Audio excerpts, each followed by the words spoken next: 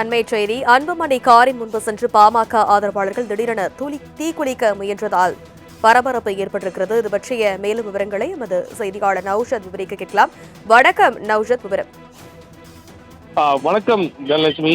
அன்புமணி ஆதரவாளர் பாமக சார்பாக இன்று ராஜத ஸ்டேடியம் அருகே இன்று ஒரு மாபெரும் ஆர்ப்பாட்டம் நடைபெற்றிருக்கிறது.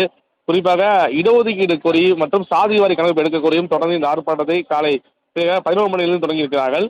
ஒருபுறம் ஆர்ப்பாட்டத்துக்கு ஆதரவு தெரிவித்து பல்வேறு இருந்தார்கள். பாமக நிர்வாகிகளும் பாமக உறுப்பினர்களும் தொண்டர்களும் பல்வேறு நபர்கள் இந்த பகுதியில் கூடிய வண்ணம் இருந்தார்கள்.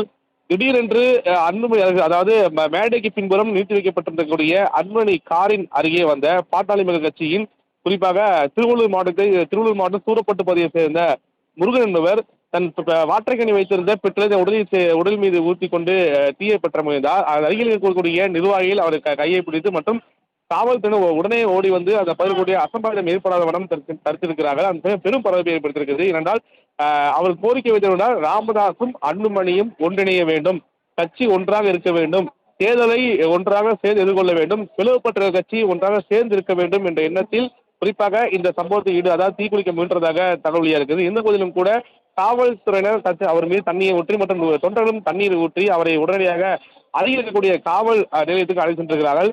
மேலும் எதற்காக அவர் தீக்குளிக்க முயன்றார், என்ன காரணம் உள்ளிட்டவை குறித்து காவல்துறை விசாரணை மேற்கொண்டார்கள்.